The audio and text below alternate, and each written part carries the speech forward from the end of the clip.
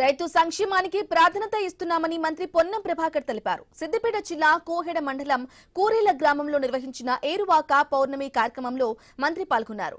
నాగలితో దున్ని విత్తనాలు చల్లారు. రైతు సంతోషంగా ఉంటేనే రాష్ట్రం సుభిక్షంగా ఉంటుందన్నారు. రైతులు శాస్త్రీయ పద్ధతుల్లో సాగు చేయాలని సూచించారు. వ్యవసాయ అధికారుల సూచనలు పాటిస్తూ నాణ్యమైన విత్తనాలను మాత్రమే ఉపయోగించాలని కోరారు. కోహెడలో ఎస్ఐఆర్ ఓటర్ సవరణ ప్రక్రియను మంత్రి పొన్నం ప్రభాకర్ పరిశీలించారు.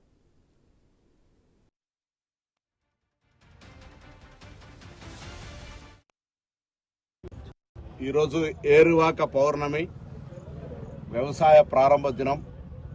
తెలంగాణలో సమృద్ధి వర్షాలు పడి రైతులందరూ కూడా మంచి పాడి పంటలు వేసుకొని ఆయురారోగ్యాలతో ఉండాలని ఆ భూమాతను ప్రార్థిస్తూ ఈరోజు మరి కోహెడ మండలం ఇక్కడ కూరెళ్ల గ్రామం లోపల గ్రామ సర్పంచ్ ఇతర మండల పెద్దలందరి సమక్షం లోపల వ్యవసాయ కార్యక్రమాన్ని వ్యవసాయాధికారుల సమక్షంలో లాంఛనంగా ప్రారంభించడం.